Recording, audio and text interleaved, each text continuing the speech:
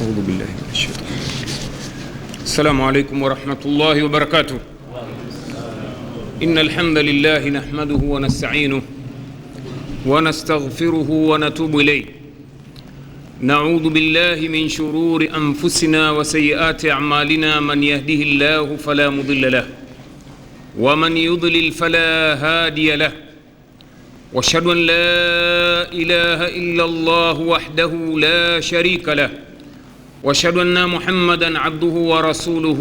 أما بعد، فإن أحسن الحديث كتاب الله وخير الهدي هدي محمد صلى الله عليه وسلم.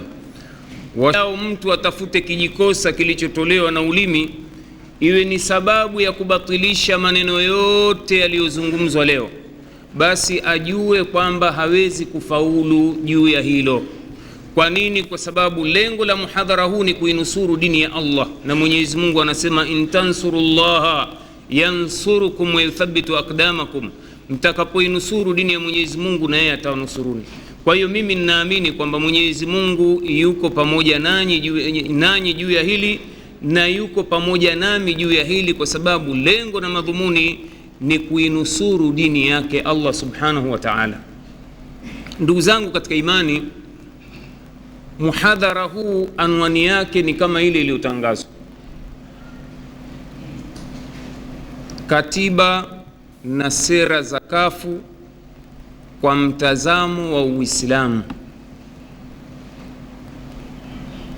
Ni anwani ambayo inatisha kidogo. Kwa nini? Kwa sababu tulivyolelewa hapa Tanzania na wanasiasa kwamba misikiti si mahala pa kuzungumza siasa, na hili tumelikanusha kwa mtazamo wa dini yetu kwamba Uislamu ndani yake una siasa, na siasa ya Uislamu imo katika machimbuko mawili, Qur'ani na Sunna ya Bwana Mtume sallallahu alaihi wasallam. Na ndiyo hii Qur'ani ambayo imetuambia kwamba siasa na vyama vya siasa mviwili tu duniani, Hizbullah wa Hizbu Shaitan. Basi chama cha Allah na chama cha Shaitan. Chama cha Allah chimbuko la habari zake za kisiasa ni Qur'ani na Sunna. Chama cha Shaitani tutaona machimbuko ya habari zake na mielekeo yake na miongozo yake ni hawa za nafsi, rai za wanadamu. Haya yote tutayaona inshallah katika muhadhara huu. Swali ndugu zangu katika utangulizi wa muhadhara huu ni kwamba kwa nini basi muhadhara huu? Kwa nini muhadhara huu wa siasa, tena katika zama hizi au msimu huu ambao twasema ni msimu wa uchaguzi wa vyama vya kisiasa? Swala hili ninalikariri na ninakariri jawabu kwa sababu katika muhadhara wa mwisho wa siasa nimeuzungumza Dar es Salaam kabla ya mwezi wa Ramadhani. Baada ya muhadhara, swali la kwanza nakumbuka niliulizwa ilikuwa ni hilo: Shekhi, kwa nini muhadhara huu wakati huu, mwezi huu ambao ni karibu sana na chaguzi za nchi za kisiasa?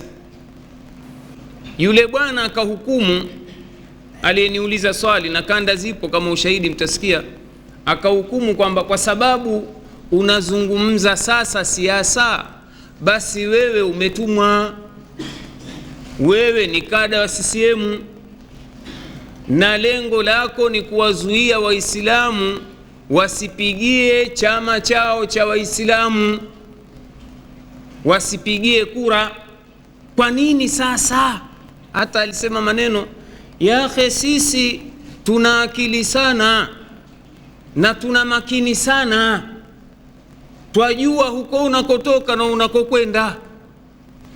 Kweli baada ya muhadhara huu kukawa na mfululizo wa lawama na tuhuma ndani ya magazeti kama vile gazeti la Nasaha, gazeti la Nuru kama sijasahau. Kukatolewa waandishi wa kunilani katika maandiko yao kwamba mimi nimetumwa na makafiri kuwazuia Waislamu wasirejeshe haki zao zilizoporwa na chama tawala CCM. Mimi siku hiyo nilijibu kwa ufupi tu, na alhamdulillah kulikuwa na mashahidi kwamba wewe una akili sana lakini huna makini. Kwa nini? Kwa sababu mada ya siasa mimi nimeizungumza nchi hii mwaka 91 mara niliporudi masomoni kutoka bara Hindi Pakistani. Kabla sijakuja kwetu nyumbani kuonana na familia, mada hii nilizungumza katika msikiti wa Ansaru Sunna Kinondoni. Sasa wewe ukiniambia nazungumza leo mada hii kwa sababu ya uchaguzi, unanidhulumu, huna makini, hufuatilii wewe. Inaonekana wewe ndio leo umeingia kwenye mambo haya kutaka kujua, lakini inshallah Mungu atakupa taufiki. Kwa hiyo nakariri kusema ndugu zangu kwamba mada za siasa twazizungumza siku zote mara nyingi sana, ila tu kwa nini misimu hii? Pia niliulizwa nikajibu msimu huu, kwa sababu nikatoa mfano sisi Waislamu hasa wale wanavyuoni au wanafunzi wanaosoma dini, wanaoijua dini, pindipo wakiona munkari kwa mujibu wa hadithi ya Mtume wauzuie kwa nguvu ikiwezekana, wakishindwa waseme, wakishindwa wachukie, na hiyo ndio dalili ya udhaifu wa imani. Kwa hiyo mimi sijawa dhaifu kiasi hicho kuona ndugu yangu nikampa mfano huo, anaingia baa na muona hivi hivi, halafu anasogezewa glasi ya ulevi na baamedi anataka kunywa, halafu iwe mimi namzuia kwa kutaka kumkinga na shari na adhabu ya Mwenyezi Mungu, halafu ananiambie yahe, kwa nini unanizuia leo? Kwa nini usinzuie tangu jana na juzi? Sasa leo umeniona nimeingia kwenye meza hapa na kunywa, ndio leo wanizuia saa hizi bwana? Hii dini bwana sio dili. Wewe ninakuona na munkari unataka kuukaribia kuufanya, basi ndio wakati huu, na mimi ninakupenda ndugu yangu, na Mtume anasema unsuru akhaka dhaliman au madhluma, mnusuru ndugu yako katika Uislamu awe amedhulumu au amedhulumiwa. Wewe unaidhulumu nafsi yako hivi sasa kwa kufanya shari na maasiya. Kwa hiyo mimi ndugu yangu nakupenda kukuzuia na shari hii ya kuweza kukupelekea uadhibiwe na Mwenyezi Mungu Subhanahu wa Ta'ala. Kwa hiyo hivyo huu ulikuwa ni wakati muafaka kuwahadharisha Waislamu na shari iliyoingizwa na makafiri katika hii mifumo ya kisiasa ambayo chimbuko lake ni ushetani na uibilisi. Si siasa kama tutakavyoona ambazo zina masdari machimbuko ya Qur'ani na Sunna. Kwa hiyo hii ndugu yangu ni moja ya sababu kwa nini leo tunataka kubainisha katika kuwanusuru Waislamu ili wasije wakaingia katika adhabu ya Mwenyezi Mungu. Mungu atuwafikishe kwa hilo, semeni amin. Ndugu zangu katika imani,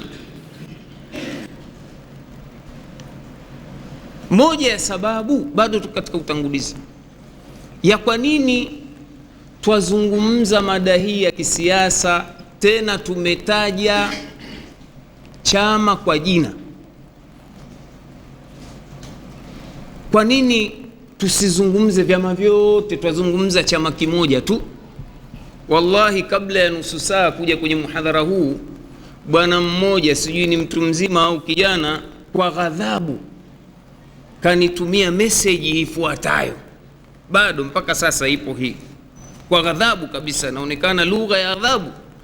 Anasema assalamu alaikum, sikilizeni hiyo message nusu saa kabla ya kuwasili hapa.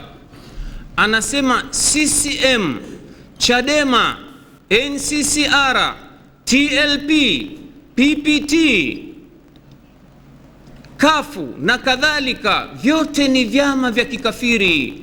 Kwa nini uandae muhadhara wa Kafu wakati vyama vya kikafiri ni vingi? Huu ni uadilifu? Mwisho hana hata jina, hakuandika jina. Huyu bwana anaonekana hakuweko hapa siku tatu hizi tulizokuweko. Mimi nilisema jana, na mimi nikamjibu, nikamwambia jawabu utalipata kwenye muhadhara, tafadhali ndugu yangu njoo uhudhurie muhadhara, una faida kubwa. Jawabu hilo limo.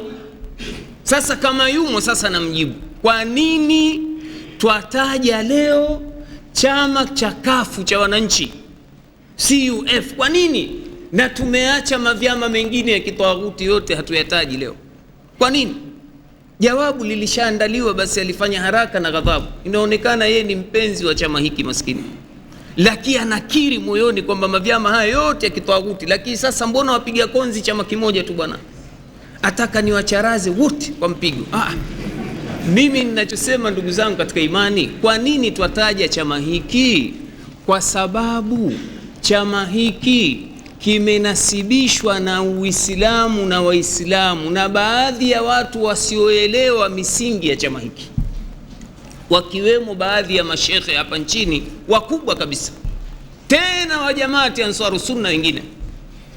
Chama hiki cha CUF kimenasibishwa na Uislamu na Waislamu. Sidhani kuna mtu amenasibisha ni CCM na Uislamu na Waislamu, yupo jana?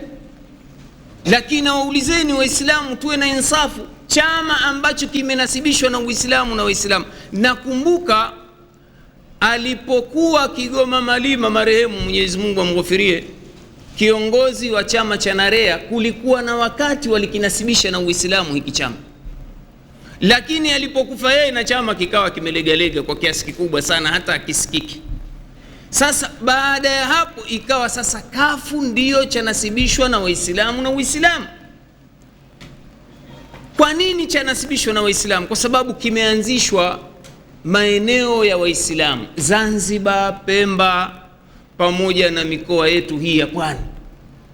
Asasi ya chimbuko la vyama hivi, hata ninayo katiba hapa inaonyesha makao makuu. Katiba hiyo ambayo nilikuwa nayo mimi inaonyesha makao makuu ni Zanzibar, na Zanzibar ni mji wa Waislamu, ni nchi ya Waislamu.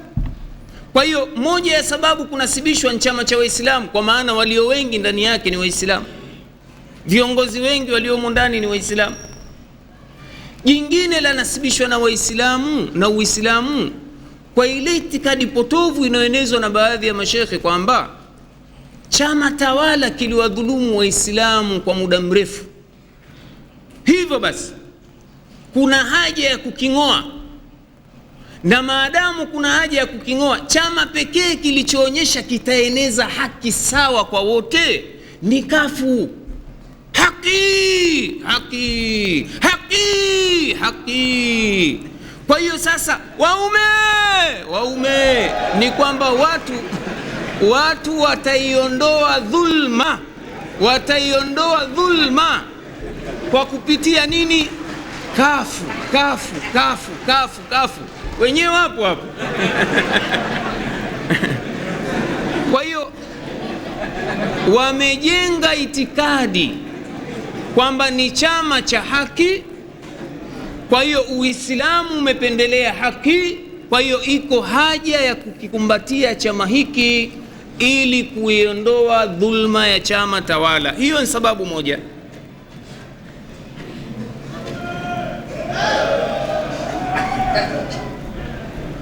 Imepelekea ndugu zangu, baadhi ya mashekhe washabiki wa chama hiki katika gazeti la Nasaha ambalo tutakuja litaja hapo baadaye tarehe ambayo imeandikwa haya maneno, ni kwamba shekhe mmoja wa Ansaru Sunna ametoa tamko, kwa sababu wakati ule ilitarajiwa Ramadhani iwe ndio uchaguzi. Kwa hiyo akatoa tamko kuwaambia Waislamu nchini, atakayeipigia kura CCM hana saumu, ni kafiri, kwa sababu chama hiki ni cha kafiri. Kwa hiyo kukiweka madarakani ni ukafiri. Kwa hiyo wewe ukikipa chama hiki kura, wewe huna saumu. Maneno haya yametangazwa hadharani na yamenasibishwa na shekhe wa Ansaru Sunna, kwa jina hasa kaitwa Sheikh Salim Rajab, na Sheikh mzee Mnenge mashuhuri tunaita hivi haya maneno. Sasa hii imeleta picha kwa wananchi wote wa nchi hii, hata wasio Waislamu ambao walitaka kujiunga na chama cha kutetea haki wakaanza kuogopa. Wamesikika baadhi ya wasio Waislamu, hiki chama kumbe lengo lake ni udini. Na kweli lawama zimeanza, na wamekipa nguvu chama tawala kwamba hiki ni chama cha udini, kwa haya matamko wa hawa baadhi ya mashekhi kwamba hiki chama kina lengo la udini, na vile vile baadhi ya vipeperushi ambavyo vimenukuliwa hapa na baadhi ya vitabu nilivyokuwa na vipeperushi kuwaambia Waislamu wasimamishe jihadi kutokana na wizi wa kura unaotarajiwa wa CCM. Kwa hiyo imefikia wakati sasa tuziue nafsi zetu kwa ajili ya kuilinda haki itakayoletwa na kafu. Vipeperushi ndugu zangu vimetawanywa mjini Dar es Salaam, vingine nimeviweka hapa. Kwa hiyo hii inaleta picha kwamba kumbe kafu kweli ni chama cha Kiislamu cha Waislamu.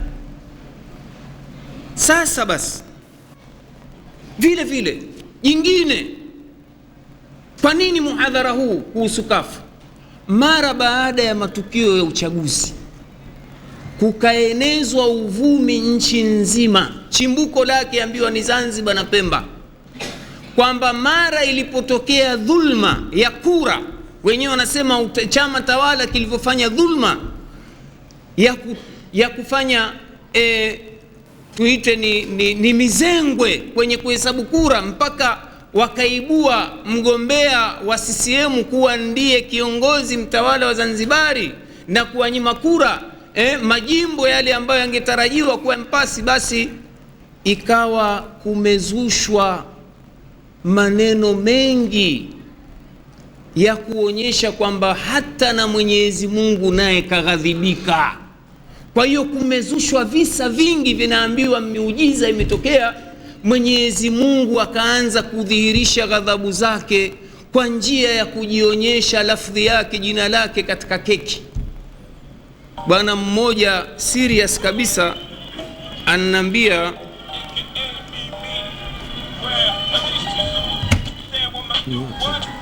jasho la mwaika, asema yahe, si mchezo Mwenyezi Mungu alivyodhihirisha miujiza yake baada ya dhulma kubwa iliyotokea yahe huko Unguja na Pemba. Haya dhulma gani ndugu yangu? Ananiambia serious kabisa, hujasikia shekhe kwamba kuna mtu kakata keki kaonekana jina la Mwenyezi Mungu ndani? Basi si hilo shekhe, kuna jingine kubwa zaidi. Kuna mtoto amezaliwa mchanga akazungumza, neno lake alipozaliwa tu kafu amedhulumiwa, akafa saa hiyo hiyo. Inna lillahi wa inna ilaihi rajiun. Tena akaniongezea si hilo tu, ng'ombe kachinjwa, baada ya kuchinjwa ile damu ikenda ikajiandikisha jina la ilaha illa Allah. Unaona mambo kama haya shekhe? Hivi Mwenyezi Mungu atakubali dhulma kama hii? Ndio miujiza yote haya. Sasa ndugu zangu, maneno kama haya yanaashiria nini?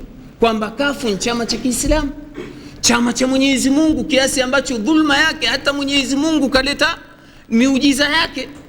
Lakini cha kushangaza sasa, miujiza yake kudhihirisha kwenye damu ya kuku, ya ng'ombe na keki. Miujiza yake si alete sunamu tu basi, si ndio dalili ya ghadhabu za Mwenyezi Mungu hizo?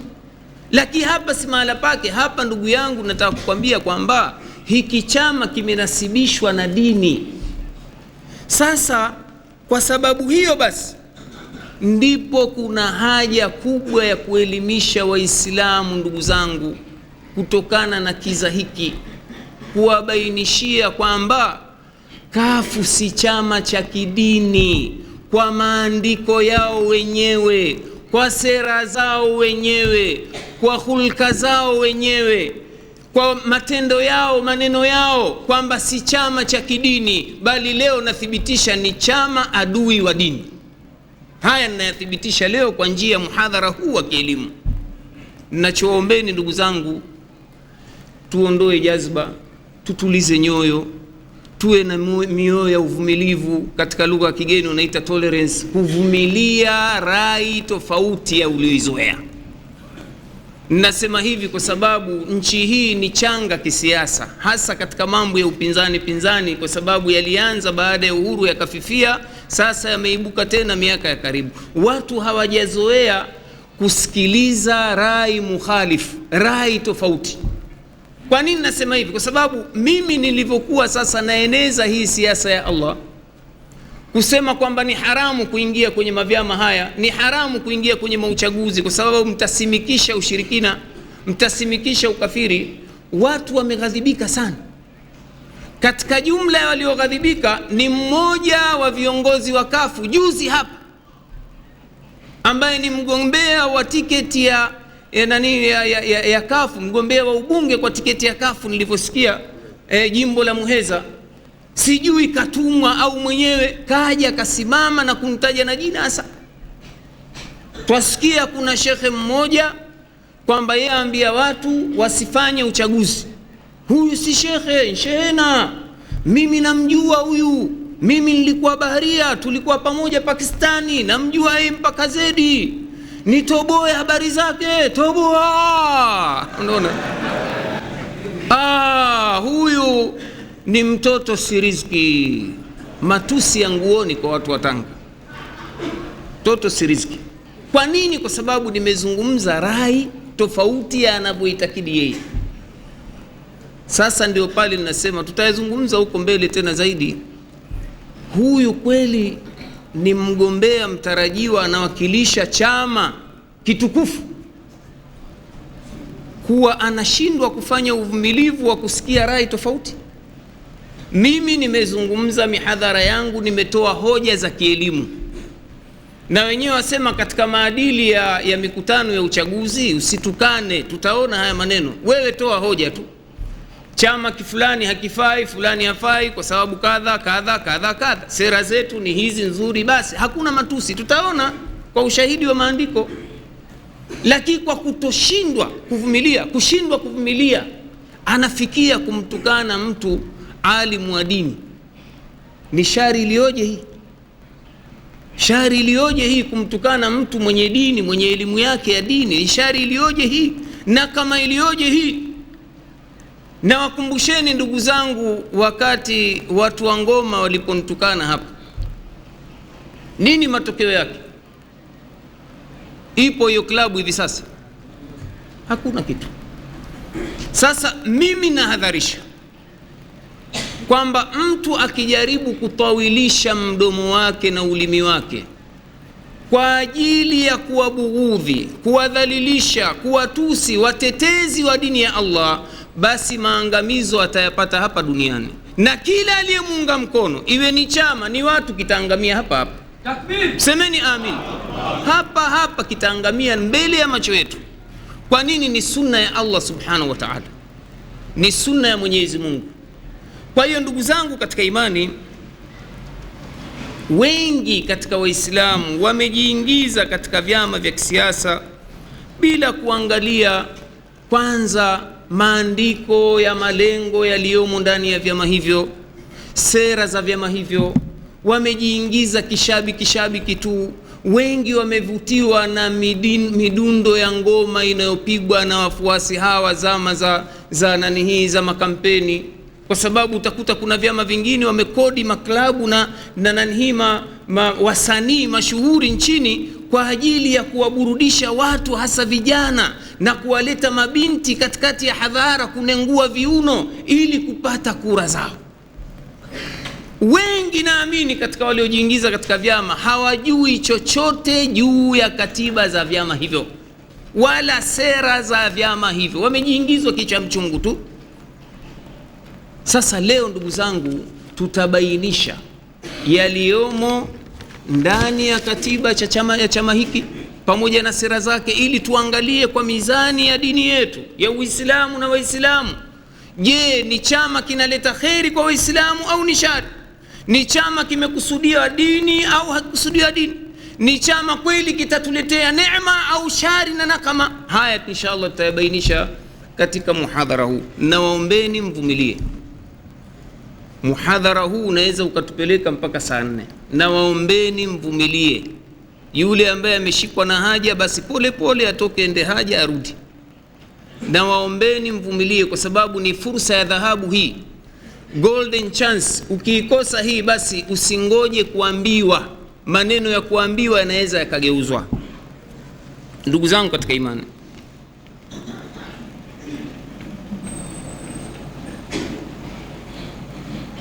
na tanbihisha kwamba muhadhara huu haukukusudia kufanyia kampeni chama fulani, haukukusudia.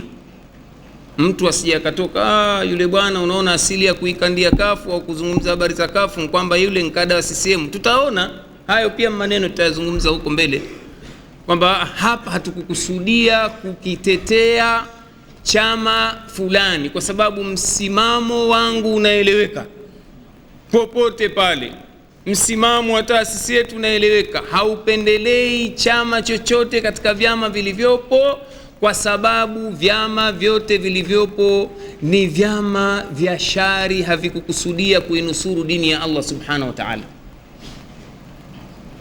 bali tunazidi kuitafuta haki kwa dhulma iliyofanywa na watawala waliopita na vyama au chama tawala kilichopita, kuwanyima haki ya Uislamu ya kujieleza na kutoa na wao mwelekeo wao wa kisiasa. Wamebanwa Waislamu, hawana njia ya kuanzisha hata chama cha Kiislamu, hawaruhusiwi nchi hii kwa mujibu wa katiba na masharti ya kusajili vyama, hawaruhusiwi kabisa kuanzisha chama kwa jina la Uislamu kabisa kabisa kabisa. Hii ni dhulma ndugu zangu. Kwa hiyo ni wajibu wetu kuitetea haki yetu kwa njia ile ambayo imewekwa katika sharia aliyotuletea mtume wetu Muhammad sallallahu alaihi wasallam. Sasa tunaingia ndugu zangu katika mada yaliyomo ndani ya katiba na sera ya kafu kwa mtazamo wa Uislamu. Kwanza kabisa ndugu zangu, katika hii ni katiba ninayo hapa, katiba ya chama cha CUF, chama cha wananchi wenyewe wanasema, ninayo hii katiba. Humu ndani mna utangulizi. Ndani ya utangulizi kumeanza kuashiriwa sera za chama. Nitasoma kwa faida ili mpate kuanza kujua yaliyomo ndani ya chama hicho. Katika utangulizi kuna maneno haya: tumegundua kuwa nchi yetu na watu wake mahala walipofikishwa hivi sasa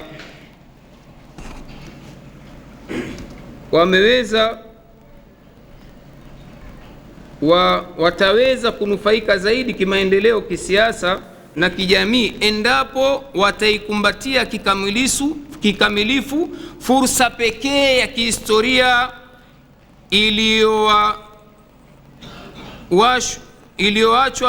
iliyokuwa ya mfumo wa demokrasia ya kweli na yenye amani na utulivu kabla ya maisha ya watu walio huru. Hapa katika utangulizi anataka kutuambia kwamba walichogundua hawa viongozi walioanzisha hiki chama ni kwamba sasa umefikia wakati muafaka zaidi kunufaika zaidi kimaendeleo kwa kupata hii fursa ya kihistoria ya kidemokrasia. Fursa ya nini? Demokrasi. Hapa ninataja katika utangulizi. Halafu vile vile kipengele nambari 7 cha utangulizi, sisi waasisi wa chama hiki tutatilia mkazo kufanya maamuzi yetu kwa njia ya kidemokrasia na amani. Neno demokrasi limetajwa tena. Vile vile imani ya chama, maendeleo halisi ya binadamu hutokana na utu wake, uhuru na haki, na yoyote hayo hudumishwa katika jamii inayofuata demokrasi, katiba, sheria za nchi na kadhalika. Hivyo hivyo katika madhumuni ya chama pia katika katiba imetaja hiyo. Kudumisha, moja katika madhumuni, kudumisha, kulinda na kustawisha demokrasia, kuhakikisha kwamba utawala wa wengi wenye haki na fursa sawa wanapata uwakilishi wa halali katika bunge na baraza la uwakilishi. Vile vile kipengele nambari 3-4, kuhakikisha kwamba wananchi wana madaraka ya kujiamulia wenyewe katika masuala yote ya maendeleo. Taib, hapa ndugu zangu, vipengele vyote hivi tunafahamishwa kwamba kafu imeamua kufuata mfumo wa demokrasi, na mfumo wa demokrasi maana yake wengi ndio wapewe fursa ya nini? Utawala. Sasa mimi jamani nishazungumza sana maana ya demokrasi. Sasa hapa mimi nitazungumza kwa muktasari tu. Nini maana ya demokrasi? Demokrasi ni siasa iliyoletwa kutoka kwa watu wasiokuwa Waislamu, hasa wa Ulaya Magharibi na Amerika hivi sasa, kwamba hivi sasa baada ya kuangusha utawala wa kidini kule Ulaya, kwamba mwanadamu asiwe na mawasiliano na Mola wake, ni wao wafanye maamuzi kwa kupitia kushauriana chini ya mfumo unaitwa demokrasi. Demokrasi yani wanadamu ndio wakae wajadiliane, na wale waliokuwa wengi ndio wahukumu, watawale, watunge sheria na kadhalika. Ndio maana ya demokrasi. Tumeelewana ndugu zangu? Demokrasi maana yake ni kumnyang'anya madaraka Mwenyezi Mungu juu ya hukumu na kila kitu, kumbakisha mwanadamu ndiye ambaye ni Mungu wa kutawala ardhi hii, Mungu wa fikra na rai.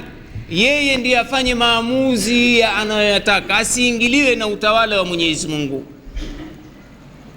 Ndio pale aliposema wanaamini kwamba utawala wa wengi wenye haki ndio fursa ya sawa itakayopatikana kwa njia ya ubunge na uwakilishi. Sasa mabunge kazi yake nini? Ni kwamba wanawakilisha watu hawa kwa huu mfumo wa demokrasi. Wende mfano wakatunge sheria, moja ya kazi za bunge hiyo kutunga sheria. Wende wakatunge sheria, halafu hizo sheria sasa wengi watakaoamua basi zitakuwa ndio zimepitishwa, ndio zitakuwa ndio sheria za nchi, watu watatawala. Sasa ndugu zangu, Uislamu unazungumza nini juu ya mfumo wa demokrasi? Ahlus Sunna wal Jamaa, wanachuoni wetu Ahlus Sunna wal Jamaa wanakubaliana wote kwamba mfumo wa demokrasi ni mfumo wa kuendeleza ushirikina, ni mfumo wa kumbebesha mwanadamu sifa za uungu, kwa sababu moja ya kazi ya bunge na baraza la wawakilishi ni kutunga sheria, wakati katika Uislamu Mwenyezi Mungu anasema inil hukmu illa lillah amara an la ta'budu illa iyyah. Hakuna hukumu isipokuwa ya Mwenyezi Mungu, hakuamrisha abudiwe isipokuwa yeye. Sisi wanadamu kwa mtazamo wa Kiislamu ni watwana wa Mungu, ni watumishi. Sisi ni wakumsikiliza Mungu asema nini tukamuitikia tu. Sisi ni watwana, tumeletwa hapa kumtumikia Allah, sio kutumikia rai na hawa za nafsi zetu. Mwenyezi Mungu anasema wama khalaqtul jinna wal insa illa liya'budun, hatukuumba majini na watu ili wapate kunitumikia, kuniabudu. Vile vile Mwenyezi Mungu Subhanahu wa Ta'ala anatubainishia kwamba mfumo wote wa maisha ya mwanadamu unatakiwa uwe ni kwa ajili ya Mwenyezi Mungu. Qul inna salati wa nuski wa mahyaya wa mamati lillahi rabbil alamin. Sema we Muhammad, hakika swala yangu, kuchinja kwangu, uhai wangu, kifo changu kiwe kwa ajili ya Mwenyezi Mungu peke yake, Mola wa viumbe vyote. Vile vile Mwenyezi Mungu anatuambia katika Qur'an, udkhulu fi silmi kafa, ingieni katika Uislamu kikamilifu, jisalimisheni kwa Mola kikamilifu. Katika jumla ya kujisalimisha ni kutii yale yote aliyotuamrisha Mwenyezi Mungu Subhanahu wa Ta'ala.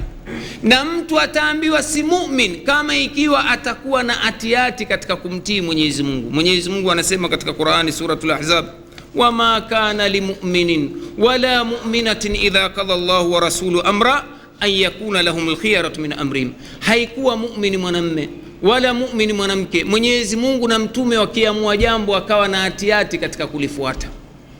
Sisi twatakiwa tujisalimishe kwa Allah Subhanahu wa Ta'ala peke yake.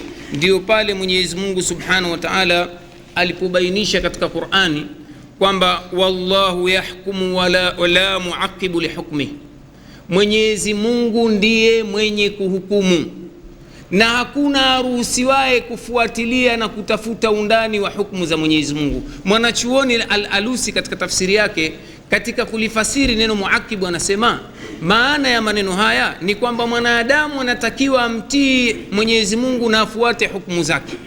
Si ruhusa kufanya utafiti juu ya hukumu za Mwenyezi Mungu. Kwa nini mwizi akatwe mkono? Kwa nini mzinifu apigwe mawe? Au kuna hikma gani juu ya jambo hili? Si ruhusa. Mwenyezi Mungu asema yeye akihukumu basi msitafute undani wake. Moja ya kazi ya bunge ni kufuatilia sheria za Allah na kuzifuta, sio kuzitafuta na kuzifuta. Sasa juhudi inayofanyika mabungeni hivi sasa ni kuzifuta sheria za Allah kabisa. Kuna sheria ya Kiislamu ya urithi, waziri wa sheria kila siku katika sera zake mwenyewe awaambia watu, jamaa, iko haja ya kufuta sheria ya Kiislamu au sheria zilizopitwa na wakati za urithi. Twataka tutunge sheria ya urithi ambayo haimdhulumu mwanamke, sijui sheria ambayo italeta sawa na haki kwa wote. Sisi twasema, ndugu zangu, Mwenyezi Mungu alipoiteremsha aya hii, mtume akaisoma mbele ya bwana mmoja, alikuwa ni Mnasara, ittakhadhu ahbarahum wa ruhbanahum arbaban min dunillah wal masih ibn maryam wama umiru illa liya'budu ilahan wahida la ilaha illa huwa subhanallah subhanahu amma yushrikun. Anasema wamegeuza Mayahudi, wamewageuza wanachuoni wao, na Manasara nao wamewageuza watawa wao kuwa ni miungu badala ya Allah, na vile vile wamemgeuza Masihi kuwa ni Mungu badala ya Allah. Hawakuamrishwa ila wamwabudu Mwenyezi Mungu mmoja tu basi. Huyu bwana aliyekuwa ni Mkristo akamuuliza Mtume, mbona aya tuambia sisi kwamba tumewaabudu hawa viongozi wetu, mashekhe wetu, viongozi wetu wa dini? Mtume akamjibu kwa njia ya swali, je, hawakuwa wakihalalisha yaliyoharamishwa na nyinyi mmewatii? Yule bwana akasema kweli. Hawakuwa wakiharamisha yaliyohalalishwa na nyinyi mkawatii? Akasema kweli. Mtume akasema fatilka ibadatuhum, huko ndio kuabudu kwenu. Hapa wanachuoni wanachukulia kwamba tendo la kuwasimikisha watu mabungeni wakatunga sheria badala ya Allah, na sisi tukiwatii tumewageuza kuwa ni miungu badala ya Allah. Wama umiru illa liya'budu ilahan wahid, wakati hawakuamrishwa ila wamwabudu Mwenyezi Mungu huyu mmoja. Kwa maana hiyo, ndugu zangu, kwa ufupi na mukhtasari katika kukamilisha dondoo hii, kwamba tendo la kuchagua wabunge ni sawa na kumsimikisha mzimu kwenye muembe au kwenye kaburi au mahala pengine popote, pangoni na kadhalika. Kwa nini? Kwa sababu umemchagua mtu ambaye atakwenda kuchukua kazi za Allah. Moja ya kazi za bunge katika katiba zetu zote ni kutunga sheria, na mtazamo wa Islamu, mtunzi wa sheria ni Mwenyezi Mungu peke yake, kwa aya tulizotaja, inil hukmu illa lillah amara an la ta'budu illa iyyah. Kwa hiyo chama hiki na vinginevyo vimeamua kuchagua mfumo huu wa kumwasi Mwenyezi Mungu. Sasa wewe uliojiingiza, kama hujui, basi ujue waelekezwa huko kumwasi Mola wako, kumshirikisha Mola wako. Na shirki, ndugu zangu katika Uislamu, nyinyi mnajua jinsi Mwenyezi Mungu Subhanahu wa Ta'ala katika madhambi yote hakuna dhambi imehesabiwa mkubwa kama nini? Ashirku billah. Ya bunayya, Luqman anamwambia mwanawe, ya bunayya la tushrik billah inna ash-shirka la dhulmun adhim, ewe mwanangu usimshirikishe Mwenyezi Mungu, hakika shirki ni dhulma kubwa mno. Ndugu zangu katika imani, Qur'ani imeshaelezea Waislamu kwamba ni dini ambayo imekuja kutosheleza maisha ya watu wote. Mambo yote yanamhusu maisha ya kidini, ya kiitikadi, maisha ya uhusiano wake na Mola wake, maisha ya kibiashara, maisha ya jamii, maisha ya kiuchumi, yote yameshaletwa ndani ya mfumo unaitwa mfumo wa Uislamu. Kwa hiyo Muislamu hahitaji mfumo wote zaidi ya mfumo wa Uislamu. Hahitaji demokrasi, hahitaji usocialisti, hahitaji ubepari. Mfumo wa kweli na wa haki ni wa Mwenyezi Mungu, mfumo unaitwa wa Uislamu, na umeshakamilika mfumo huo.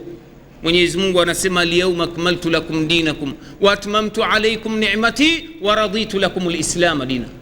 Leo nimekamilisha dini yangu na nimeitimiza neema yangu na nimeridhia Uislamu kuwa dini yenu. Uislamu ndiyo njia ya maisha, na mtume wetu sallallahu alaihi wasallam anabainisha kwamba yeye tayari ameshafikisha ujumbe ipasavyo. Anasema sallallahu alaihi wasallam, ma ba'atha Allahu min nabiyyin illa kana haqqan alayhi an yadulla ummatahu ala khairin, hakutuma Mwenyezi Mungu nabii yoyote isipokuwa kamtaka awaambie watu wa umati wake, awatambulishe khairi kadri anavyojua, vile vile awahadharishe na shari kadri anavyojua. Tayari mtume keshatubainishia khairi ni zipi. Twataka uchumi mzuri, tufanye hivi. Tukitaka kuharibikiwa katika uchumi tusifanye hivi, tuachaneni na riba, tuachaneni na kamari, tuachaneni na biashara haramu, kisha tubainishia kheri iko wazi na shari iko wazi. Hatuhitaji mfumo mwingine wowote wa Uislamu. Vile vile ndugu zangu katika Uislamu, katika jumla ya yaliyomo ndani ya katiba na sera za kafu ni haki sawa kwa wanawake. Yamewekwa wazi kabisa haya kwamba kafu inataka kuleta haki sawa kwa wanawake vile vile, na sababu na malengo ya kutaka kuleta haki za usawa na wanawake, kwa wanawake ni kwamba eti wanawake wamedhulumiwa sana, wamedhulumiwa sana. Kwa hiyo sasa moja ya malengo ya kafu ni kuwapa haki wanawake.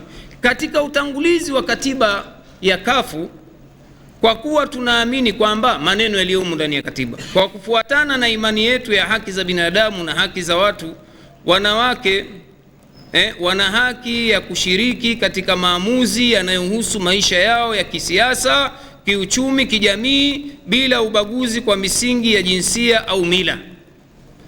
Katika kitabu ambacho kingine kinaitwa misingi ya mikuu ya sera za kafu, majukumu ya kafu, anwani inasema hivi, nambari 2, kuwachochea wanawake. Moja ya majukumu ya kafu, kuwachochea wanawake kukimbilia maendeleo badala ya kung'ang'ania sera za jikoni.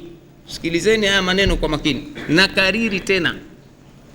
Moja ya malengo ya kafu ni kuwachochea wanawake kukimbilia maendeleo badala ya kung'ang'ania sera za jikoni. Tumeelewana sasa? Sasa ni nini maana ya sera za jikoni kwa watetezi wa haki za wanawake? Kuna mwanamke mmoja mwanasheria anaitwa Munua ameelezea maana ya sera za jikoni ambazo zatakiwa ziwachwe, ambazo kafu sasa nao wanapigania sera hizo zitupiliwe mbali. Mwanasheria huyu katika kitabu chake kakiita Sheria na Haki za Wanawake, kaelezea nini maana ya sera za jikoni. Kwenye katiba au kwenye mwongozo wa kafu kumeelezwa tu kwamba moja ya kazi ya kafu ni kuhakikisha sera za jikoni zinatupiliwa mbali. Sasa huyu mwanamke anaelezea nini maana ya sera za jikoni. Nini maana ya sera za jikoni? Anasema hivi: sheria na haki za mwanamke za wanawake. Katika miaka ya nyuma, wanawake walitawaliwa na desturi na mila zilizowanyima uhuru. Mwanamke alitakiwa akae jikoni tu. Tupo jamaa? Na kariri tena, katika miaka ya nyuma, wanawake walitawaliwa na desturi na mila zilizowanyima uhuru. Mwanamke alitawaliwa akae jikoni tu, akae jikoni tu, apike na kufanya kazi nyumbani. Wanawake wengine walilazimishwa kuolewa wakiwa bado ni wadogo, wenye umri wa miaka 11 hadi 16. Tena mwanamke aliolewa sio kwa hiari yake, bali kwa hiari ya wazazi wake, hasa baba ambaye ndiye aliyekuwa na uwezo wa kumchagua mume mwenye mali ya kulipa mahari. Maisha ya wanawake waliolewa kwa kuchaguliwa waume na wazazi yalikuwa na taabu isiyo na kifani. Kusoma ilikuwa mwiko kwa mwanamke, kwa sababu watu walidhani wanawake hao watazeeka na kukosa wachumba. Wanawake wanaoishi pwani, sikiliza maneno haya, wanaoishi pwani, wakiwemo wanawake wa kafu wanaoishi pwani. Haya maneno yangu haya, wakiwemo nani, msije mkasema ni ya kitabu. Unaona, maana wanawake wa pwani, wanawake wa pwani, mwisho kasema haya maneno haya, pwani. Sasa mimi nasema wanawake wa pwani, jamani, wakafu hawamo? Wamo. Walipaswa kuvaa baibui la kuwafunika kabisa, walipaswa kuvaa baibui la kuwafunika kabisa, na mwali alifungiwa ndani mpaka aolewe. Ilivyokuwa wanawake hawakuwa na uhuru wa kutawala maisha yao, hivyo iliwabidi wawategemee wanaume ambao ndio waliowahifadhi na kuwapatia mahitaji yao ya lazima. Haya maneno yako ukurasa wa 2 wa kitabu chake huu mwanamke. Sijui kama mwanamke, lakini hisi ni mwanamke, anaitwa Munuo, haki na sheria na haki za wanawake. Sasa sijui mmenielewa ndugu zangu. Kafu lengo lake ni kuziondoa sera za jikoni. Sera za jikoni jamani, katika ufafanuzi, malengo yake ni kuwatoa wanawake wa Kiislamu majumbani, kwa sababu Uislamu umetuhumiwa na makafiri muda mwingi kwamba Uislamu umeweka sera za kumtawalisha mwanamke nyumbani, kumfanya asitoke akashiriki katika maendeleo, katika harakati za kazi za nini. Kwa hiyo sasa mfumo mpya wa kisiasa ulioletwa na vyama vingi na vyama ambavyo asili yake mafunzo yake kutoka huko Ulaya na Magharibi, zile chuki zao dhidi ya Uislamu. Huyu mwanamke kasema sawa, wanawake wa pwani katika sera za jikoni ni kufunikwa mabaibui. Hataka wavuliwe mabaibui. Michanganyiko ya wanawake na wanaume, mwanamke awe huru, atoke ajitegemee kwenye riziki. Pia kaeleza kwenye kitabu chake kwa nini mwanamke aolewe akiwa na umri wa miaka 9 hadi 16. Kaona nkero kubwa. Kwa nini? Kwa sababu Waislamu tuwaoana watoto mabinti miaka 15 16. Yeye asema pia ni sera za jikoni hizi, mtoto kufungiwa ndani. Sasa kafu lengo lake ni kuzing'oa hizi sera. Sasa ndugu zangu, hebu tuangalieni sera za jikoni zina mtazamo gani katika Uislamu. Ndugu zangu katika imani, asili mwanamke kaambiwa atulie nyumbani, na ndani ya nyumba kuna jiko. Ndani ya nyumba kuna nini? Jiko. Mwanamke anaambiwa waqarna fi buyutikunna wala tabarrujna tabarruj aljahiliyati alula, tulizaneni majumbani mwenu na wala msitange ovyo na nguo zisizokuwa za stara kama walivyokuwa wanawake wa kikafiri. Asli mwanamke anatakiwa atulie nyumbani.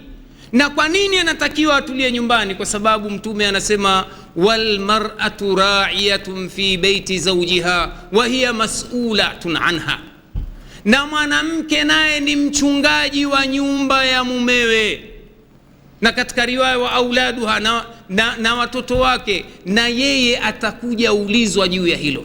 Kwa hiyo Uislamu unamwangalia mwanamke, makazi yake na kazi yake ni nyumbani.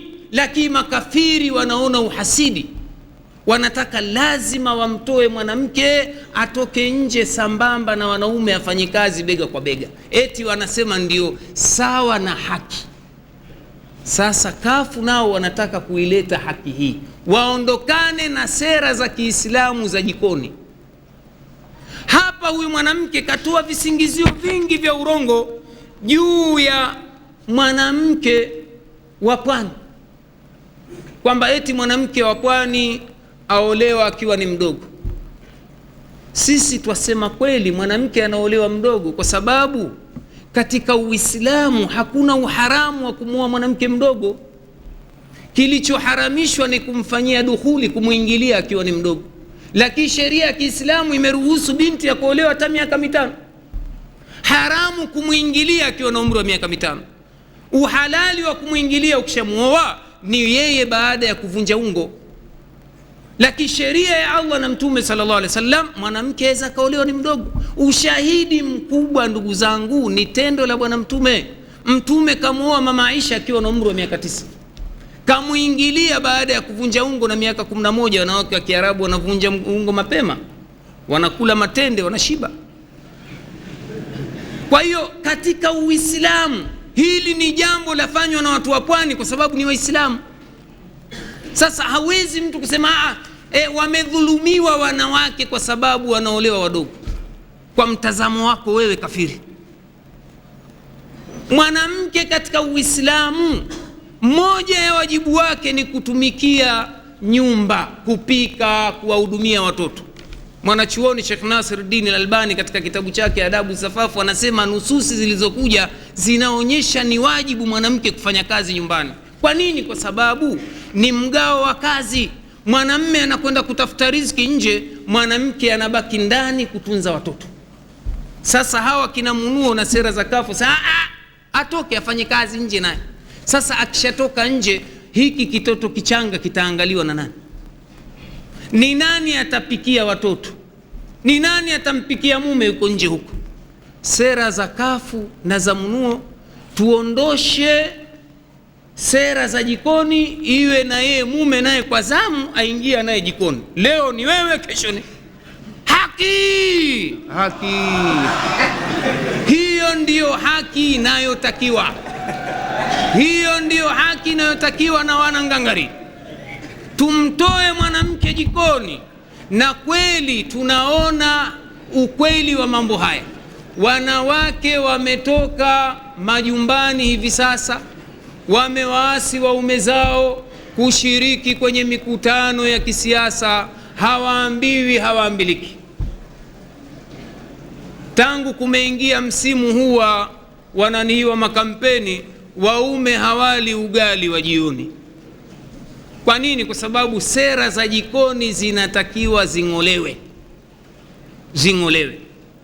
Kwa hiyo ndugu zangu katika imani, dalili ya kwamba mwanamke ni mwenye kufanya kazi ni hadithi imepokewa na Imam Bukhari na Muslim.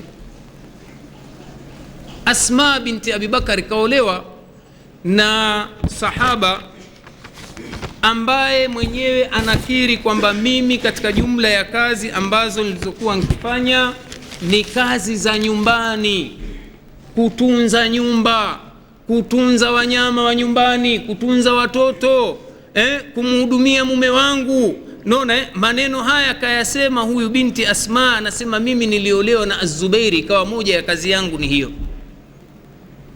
Ilikuwa ndio sera za wanawake wa masahaba kukaa majumbani, kwa sababu hii kazi ya ulezi jama ni kubwa mno. Hawa makafiri hawaoni thamani ya kukaa mwanamke nyumbani, hawaoni. Lakini leo wallahi nimeshuhudia watafiti wa mambo, hawa makafiri wanasema kweli tulipoteza hadhi ya mwanamke kwa kumtoa nyumbani. Mwanamke hasa anatakiwa akae wapi? Nyumbani. Kwa nini? Kwa sababu mtoto anahitaji joto la mama, anahitaji huruma ya mama. Sasa ndio maana wanawake wa Ulaya hawataki kuzaa. Kwa sababu gani? Akizaa itabidi aache kutoka nje.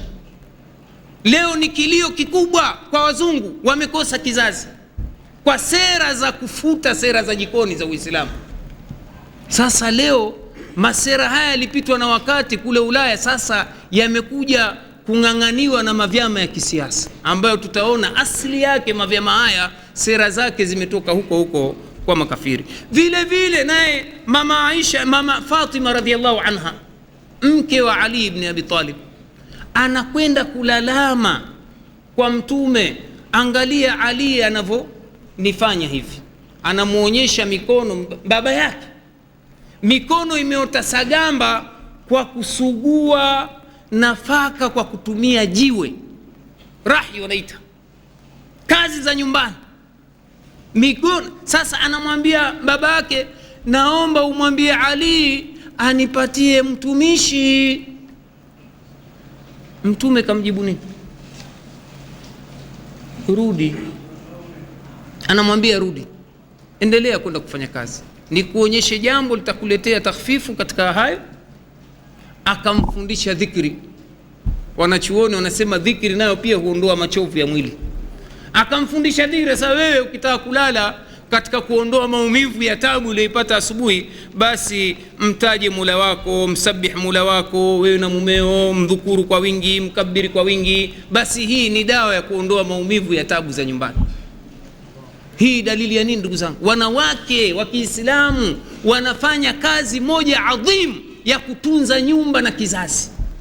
Leo kizazi kimeharibika kwa sababu wanawake wanatolewa nje, hakuna kuwatunza na kuwalea majumbani.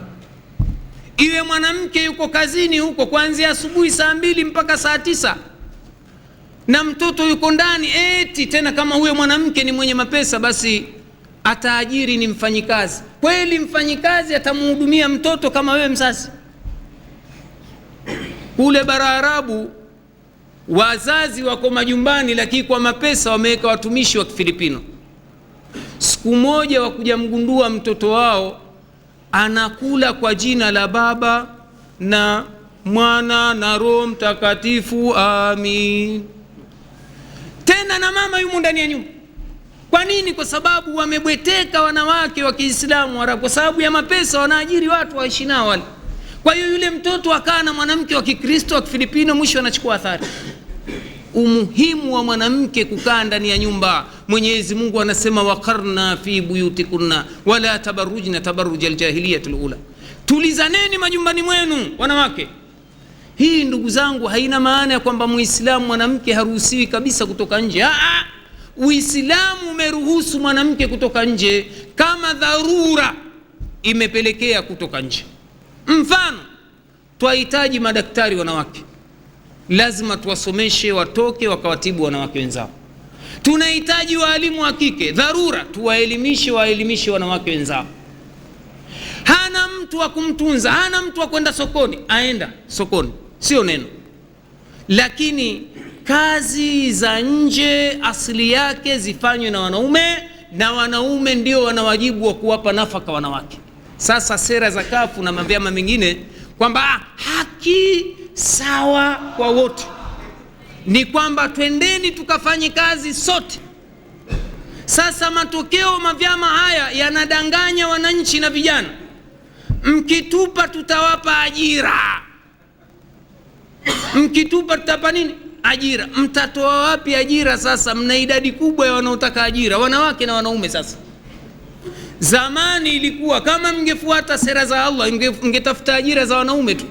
Sasa mmejipalia mkaa, mmesema haki sawa kwa wote. Sasa wanawake nao wanataka kutoka nje, waachane na sera za jikoni, na wao wanataka ajira. Haya, mtawapa vipi ajira? Idadi imeshakuwa kubwa. Lakini Uislamu anawajibishwa mwanamme kumtolea nafaka mwanamke, amlishe, amtunze, ni wajibu wa kisheria. Asipofanya hivyo, basi kadhi atamlazimisha mwanamme kumlisha mkewe na wanawe. Hili ni jambo linaitwa ni wajibu wa kisheria. Ndugu zangu katika imani, kafu na sera za utajirisho. Kafu na sera za utajirisho. Sera ya utajirisho ni itikadi sahihi kwa mtazamo wa kafu. Katika madhumuni ya chama kwenye katiba imetajwa hii sera, imetajwa sehemu nyingi sana. Kujenga uchumi wa kitaifa. Madhumuni ya chama cha kafu ni kujenga uchumi wa kitaifa ulio imara, unaojitegemea kwa kiwango kikubwa, na kulitoa taifa la Tanzania kwenye umaskini wa ufukara na kujitakia, na badala yake kuliekeza taifa kwenye neema yenye manufaa kwa wote, kwa kutekeleza sera zitokanazo na itikadi sahihi ya utajirisho. Na kariri tena, neema hizi zitakuja kutokana na itikadi tena sahihi za utajirisho. Taib, nini chimbuko la sera hii? Sera hii imetokana na nini? Je, Qur'ani na Sunna au kitu gani? Ndani ya kitabu Itikadi ya Utajirisho, katika utangulizi kuna maneno yafuatayo katika sura ya 5. Chimbuko katika sera la utajirisho ni misahafu ya dini zote. Katika utangulizi ni misahafu ya dini zote, kama ilivyokuja katika itikadi ya utajirisho utangulizi, kwamba hii sera ya utajirisho ya kafu imetokana na hawa viongozi kusoma misahafu ya dini zote, wakatafuta sera inaitwa sera ya nini? Ya utajirisho, na wakasema ndio itikadi sahihi kwa sababu dini zote zimeikubali. Na ndugu zangu, neno itikadi kwa mtazamo wa lugha ya Kiarabu, ma yalzamu alqalbu ma yaqidu alinsanu fi qalbihi min amrin min umuri din, ni lile jambo alilolazimisha mtu moyoni katika mambo ya itikadi ya kidini. Kwa hiyo na hao wanasema kwamba wameyatoa kwenye nini? Dini zote, wakatengeneza sera inaitwa sahihi ya nini? Ya utajirisho, imekubaliwa na dini zote wenyewe wanavyosema. Katika sura